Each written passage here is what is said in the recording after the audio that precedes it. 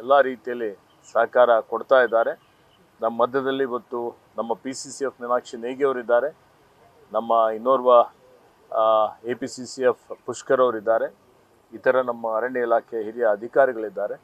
ಎಲ್ಲರಿಗೂ ಮತ್ತು ಎಲ್ಲ ಕಾನ್ಸರ್ವೇಷನ್ಸ್ಗೆ ನನ್ನ ಪರವಾಗಿ ಮತ್ತೊಮ್ಮೆ ಹಾರ್ದಿಕ ಧನ್ಯವಾದಗಳನ್ನು ಸಲ್ಲಿಸುತ್ತೇನೆ.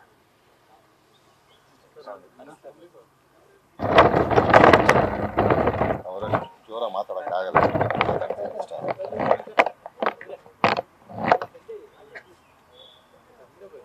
ಎಲ್ಲರಿಗೂ ನಮಸ್ಕಾರ.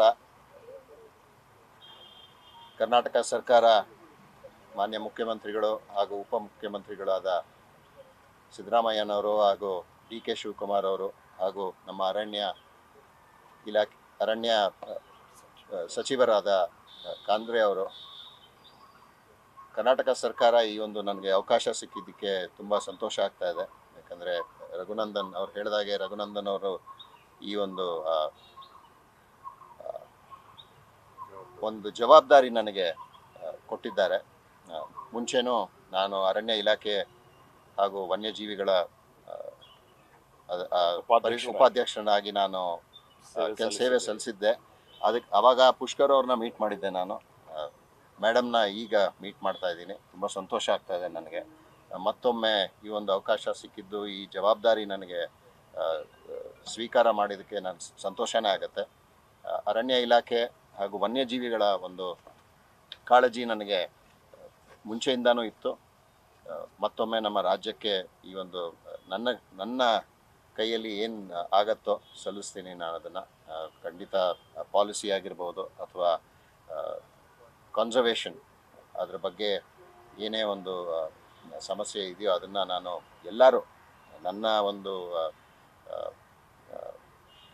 ಎಲ್ಲ ಜನರನ್ನು ಕೂಡಿಕೊಂಡು ನಮ್ಮ ವನ್ಯಜೀವಿಗಳ ಬಗ್ಗೆ ಕಾಳಜಿ ಬರಲಿ ಅಂತ ಮಕ್ಕಳಲ್ಲೂ ಶಾಲೆಯಲ್ಲಿ ಅದ್ರ ಬಗ್ಗೆನೂ ಎಲ್ಲ ಇದ್ರ ಮೂಡಿಸಲಿ ಅಂತ ನಾನು ಕೇಳ್ಕೊತೀನಿ.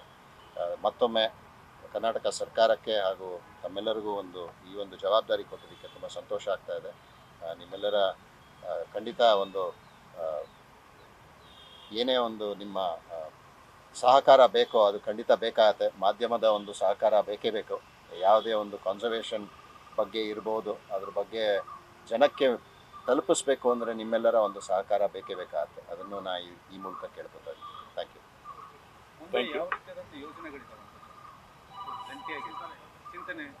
ಚರ್ಚೆ ಮಾಡ್ತೀವಿ, ಎಲ್ಲ ನಮ್ಮ ಕನ್ಸರ್ವೇಷನ್ಸ್ ಜೊತೆಯಲ್ಲೂ ಸಮಾಲೋಚನೆ ಮಾಡ್ತೀವಿ ಇನ್ನೂ ಉತ್ತಮ ರೀತಿಯಲ್ಲಿ. ಇವತ್ತು ನಮ್ಮಲ್ಲಿ ಮಾನವ ವನ್ಯಜೀವಿ ಸಂಘರ್ಷ ಇದೆ. ಈ ಮಾನವ ವನ್ಯಜೀವಿ ಸಂಘರ್ಷ ತಡೆಗಟ್ಟಲಿಕ್ಕೆ ಏನು ಮಾಡಬೇಕಾಗಿದೆ, ಯಾಕೆ ಆನೆಗಳು ಚಿರತೆಗಳು ಇವತ್ತು ಅರಣ್ಯದಿಂದ ಹೊರಗಡೆ ಬರ್ತಾ ಇದೆ, ಇವತ್ತು ಹೆಂಗೆ ವೃಕ್ಷ ಸಂರಕ್ಷಣೆ ಮಾಡುವಂಥದ್ದು, ಅರಣ್ಯ ಸಂವರ್ಧನೆ ಮಾಡುವಂಥದ್ದು, ಇವತ್ತು ಇವೆಲ್ಲದರ ಬಗ್ಗೆ ಚರ್ಚೆ ಮಾಡ್ತೀವಿ.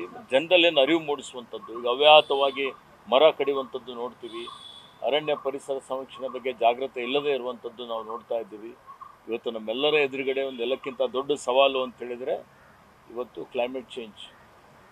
ಇವತ್ತು ಯಾವ ರೀತಿಯಲ್ಲಿ ಹವಾಮಾನ ಬದಲಾವಣೆಯಿಂದ ಏನೇನು ಪ್ರಕೃತಿ ವಿಕೋಪಗಳಾಗ್ತಾ ಇದ್ದಾವೆ, ಇದ್ರ ಬಗ್ಗೆ ಜನರಿಗೆ ಗಮನಕ್ಕೆ ತರುವಂಥದ್ದು ಭಾಳ ಅವಶ್ಯಕತೆ ಇದೆ. ಇದನ್ನು ಸಂವರ್ಧನೆ ಮಾಡುವಂಥ ಕೆಲಸ ಎಲ್ಲರ ಸಲಹೆಯನ್ನು ತೆಗೆದುಕೊಂಡು ಮಾಡ್ತೇವೆ. ಅದಕ್ಕೆ ಬ್ರ್ಯಾಂಡ್ ಅಂಬಾಸಡರ್ ಆಗಿ ಮಾನ್ಯ ಅನಿಲ್ ಕುಂಬ್ಳೆರವರು ಇವತ್ತು ಅವ್ರ ಬಗ್ಗೆ ಎಲ್ಲ ಜನರ ಹೃದಯದಲ್ಲಿದ್ದಾರೆ. ಭಾಳ ಎಫೆಕ್ಟಿವ್ ಆಗಿ, ಭಾಳ ಪರಿಣಾಮಕಾರಿಯಾಗಿ ಅವ್ರು ಹೇಳಿದ್ದಂಥದ್ದು ಪ್ರಚಾರ ಮಾಡಿ ಇವತ್ತು ಎಲ್ಲ ಕಡೆ ಪ್ರಚುರಪಡಿಸಿ ಇವತ್ತು ಪಶುಗಳ ಬಗ್ಗೆ, ಪಕ್ಷಿಗಳ ಬಗ್ಗೆ ಯಾಕೆ ನಾವು ಈ ಎಕೋಸಿಸ್ಟಮನ್ನು ಇವತ್ತು ಸಂರಕ್ಷಣೆ ಮಾಡುವಂಥದ್ದು ಅವಶ್ಯಕತೆ ಇದೆ. ಬಯೋಡೈವರ್ಸಿಟಿ ಕರ್ನಾಟಕ ರಾಜ್ಯ ಪಶ್ಚಿಮ ಘಟ್ಟ ಇಡೀ ಜಗತ್ತಿನಲ್ಲಿ ಅತ್ಯಂತ ಜೀವ ವೈವಿಧ್ಯಮಯವಾದಂಥ ತಾಣ ಇದೆ. ಅನೇಕ ಪ್ರಭೇದಗಳಿದ್ದಾವೆ, ಶೋಲಾ ಫಾರೆಸ್ಟ್ಗಳಿದ್ದಾವೆ. ಇವೆಲ್ಲವನ್ನು ಸಂರಕ್ಷಿಸಬೇಕಾಗ್ತದೆ. ಎಲ್ಲ ದೃಷ್ಟಿಯಿಂದ ನಮಗೆ ಅನುಕೂಲ ಆಗ್ತದೆ. ಮತ್ತು ಮಾನ್ಯ ಅನಿಲ್ ಕುಂಬ್ಳೆರವರು ವಿಶೇಷವಾಗಿ ಯಾವುದೇ ಸಂಭಾವನೆ ಪಡೆಯದೆ ಅರಣ್ಯ ಇಲಾಖೆಯ ರಾಯಭಾರಿ ಆಗಲಿಕ್ಕೆ ಸಮ್ಮತಿಸಿದ್ದಕ್ಕೆ ಮತ್ತೊಮ್ಮೆ ಅವರಿಗೆ ಸರ್ಕಾರದ ಪರವಾಗಿ ಅಭಿನಂದನೆಗಳನ್ನು ಸಲ್ಲಿಸುತ್ತೇನೆ. ಪರಿಸರ ಪ್ರವಾಸೋದ್ಯಮ ಇದೆ, ಅದನ್ನು ಒಂದು ವಿಷಯ ಇದೆ. ಪರಿಸರ ಪ್ರವಾಸೋದ್ಯಮದ ಬಗ್ಗೆನೂ ನಮ್ಮ ಅರಣ್ಯದ ಏನು ಕಾಯ್ದೆಗಳಿದ್ದಾವೆ, ನಿಯಮಾವಳಿಗಳಿದ್ದಾವೆ, ಅವೆಲ್ಲ ನಿಯಮಾವಳಿಗಳನ್ನು ನಾವು ಇಟ್ಕೊಂಡು ನೋಡಿ. ಇವೆಲ್ಲ ಈಗ ಮುಂದಿನ ದಿನಮಾನಗಳಲ್ಲಿ ಏನು ಉತ್ತಮವಾದಂಥ ಸಲಹೆಗಳಿದ್ದರೆ ಯಾವುದರಲ್ಲೂ ಈಗ ನಾವು ಓಪನ್ ಮೈಂಡೆಡ್ ಇದ್ದೀವಿ, ಪ್ರಶ್ನೆ ಇಲ್ಲ. ನಾನು ಹೇಳಿದ್ನಲ್ಲ ಈಗಾಗಲೇ, ಆಸ್ ಎ ಬ್ರ್ಯಾಂಡ್ ಅಂಬಾಸಿಡರ್ ಇವತ್ತು ಏನು ಇಡೀ ಜನರಿಗೆ, ನಮ್ಮ ವಿದ್ಯಾರ್ಥಿಗಳಿಗೆ, ವಿದ್ಯಾರ್ಥಿನಿಯರಿಗೆ ಅರಣ್ಯ ಸಂವರ್ಧನೆ ಬಗ್ಗೆ, ವೃಕ್ಷ ಸಂರಕ್ಷಣೆ ಬಗ್ಗೆ ಭಾಳ ಕಡೆಗೆ ಮರ ಕಡಿತಾ ಇದ್ದಾರೆ. ನೋಡ್ತಾ ಇದ್ದೀವಿ ಬೆಂಗಳೂರು ಯಾವ ರೀತಿಯಲ್ಲಿ ವೇಗದ ಗತಿಯಲ್ಲಿ ಬೆಳೆಯುತ್ತೆ, ಇವತ್ತು ಅಭಿವೃದ್ಧಿ ಆಗ್ತಾ ಇದೆ. ಟ್ರಾಫಿಕ್ ಎಷ್ಟು ಸಂಚಾರ ದಟ್ಟಣೆ ಆಗ್ತಾ ಇದೆ, ಎಷ್ಟು ಆಹಾರದಲ್ಲಿ ಮಾಲಿನ್ಯ, ಗಾಳಿಯಲ್ಲಿ ಮಾಲಿನ್ಯ, ನೀರಿನಲ್ಲಿ ಮಾಲಿನ್ಯ, ಇವೆಲ್ಲದರ ಬಗ್ಗೆ ಇವತ್ತು ಜನರಲ್ಲಿ ಅರಿವು ಮೂಡ್ತದೆ. ಅರಿವು ಮೂಡ್ತು ಅಂತ ಹೇಳಿದ್ರೆ ನಾವು ಮಾಡ್ತಾ ಇರ್ತಕ್ಕಂಥದ್ದು ಭಾಳಷ್ಟು ಜನರಿಗೆ ಒಂಥರ ವಿರೋಧ ಕಾಣಿಸ್ತದೆ. ಯಾಕೆ ನಮಗೆ ತೊಂದರೆ ಕೊಡ್ತಾ ಇದ್ದಾರೆ ಅನ್ನೋಂಥ ರೀತಿಯಲ್ಲಿ ಒತ್ತುವರಿ ಇದೆ. ಇವೆಲ್ಲವನ್ನು ತಡಿಬೇಕಲ್ಲ. ತಡಿಬೇಕು ಅಂದರೆ ಅವರ ಅಂಬಾಸಿಡರ್ ಅವ್ರ ಕಡೆಯಿಂದ ಒಂದು ವರ್ಡ್ ಬಂತು ಅಂತ ಹೇಳಿದ್ರೆ ಜನರಿಗೆ ಅದು ತಲುಪ್ತದೆ. ಅದರಿಂದ ಅವರಲ್ಲಿ ಬದಲಾವಣೆ ಆಗ್ತದೆ, ಪರಿವರ್ತನೆ ಆಗ್ತದೆ. ಆ ಕಾರಣಕ್ಕಾಗಿ ಇವತ್ತು ಅದು ಸಹಕಾರಿ ಆಗ್ತದೆ. ನಾಳೆ ಸರ್ಕಾರದಿಂದ ಏನಾದರೂ ವಿರುದ್ಧವಾಗಿ ಡಿಸಿಷನ್ ಬಂದ್ರೆ ಹೈಪೋಥೆಟಿಕಲ್ ಇದು. ಈಗ ಸದ್ಯಕ್ಕೆ ಸುಮಾರು ಸತಿ ಈ ಚರ್ಚೆ ಬಂದಿದೆ. ನಾನು ವನ್ಯಜೀವಿ ಮಂಡಳಿಯಲ್ಲಿ ಇದ್ದಾಗಲೂ ಬಂದಿದೆ, ಅವಾಗಲೂ ಬಂದಿದೆ. ಅದು ಬರ್ತಾ ಇರುತ್ತದು.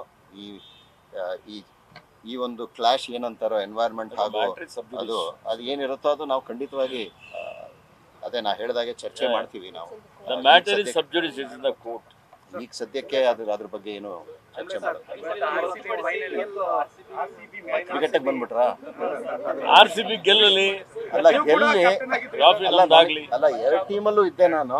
RCB ನಲ್ಲೂ ಇದ್ದೆ, ಪಂಜಾಬಲ್ಲೂ ಇದ್ದೆ. ಒಂದು ಸಂತೋಷದ ಒಂದು ಸುದ್ದಿ ಏನಂದ್ರೆ ಹೊಸ IPL ವಿನ್ನರ್ ಆಗ್ತಾರೆ ಇಬ್ಬರಲ್ಲೊಬ್ರು. ಬಟ್ RCB ಆಗ್ಲಿ ಅಂತ ನನ್ನ ಒಂದು ಅನಿಸಿಕೆ.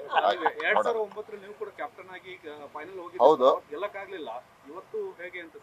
ಅಲ್ಲ ಇವತ್ತು ಗೆಲ್ಲಿ ಅಂತಾನೆ ನಾನೊಂದು ನನ್ನ ಒಂದು ಪ್ರಿಡಿಕ್ಷನ್ ಅಲ್ಲ ಅದು. ನಮ್ಗೇನ್ ಅಲ್ಲ ಪ್ರಿಡಿಕ್ಷನ್, ನಾ ಏನ್ ಮಾಡಿದ್ರು ನಮ್ಗೆ ಮನಸ್ಸಲ್ಲಿ ಏನಿರುತ್ತೋ, ಹೃದಯದಲ್ಲಿ ಏನಿರುತ್ತೋ ಅದೇ ಆಗ್ಬೇಕು ಅಂತ ಅಲ್ವಾ? ಅಲ್ಲ, ಅದು ಹೇಳ್ಬೇಡಿ. ಅದು ಇವತ್ತು ಆದ್ಮೇಲೆ ಅದು ಹೇಳೋಣ ಬಿಡಿ. ಅಲ್ಲ, ಚೆನ್ನಾಗಿ ಆಡ್ತಿದ್ದಾರೆ, ಕನ್ಸಿಸ್ಟೆಂಟ್ ಆಗಿ ಆಡಿದ್ದಾರೆ. ಅದಕ್ಕೆ ಎರಡು ಟೀಮು, ಯಾರು 2 ಬೆಸ್ಟ್ ಟೀಮ್ಸ್ ಇದೆಯೋ ಅವರೇ ಫೈನಲ್ಸ್ ಅಲ್ಲಿ ಇದ್ದಾರೆ. ಚೆನ್ನಾಗಿ ಆಡಿದ್ದಾರೆ. 600 ರನ್ ಇನ್ನೂ ಎಷ್ಟು ಗೊತ್ತಿಲ್ಲ, ಎಷ್ಟು 600ಕ್ಕೂ ಹೆಚ್ಚು ರನ್ ಆಗಿರ್ಬೇಕು ಅವ್ರದ್ದು. ಸೊ ಆಡ್ತಾರೆ. ಫೈನಲ್ಸ್ ಇದೆಯಲ್ಲ, ಗೆಲ್ಬೇಕಷ್ಟೆ.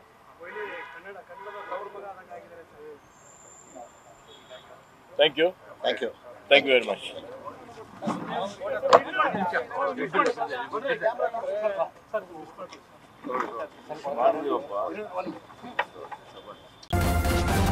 ನ್ಯೂಸ್ ಫಸ್ಟ್, ನಿರ್ಭೀತಿಯಿಂದ ನಿಮ್ಮ ಪರವಾಗಿ.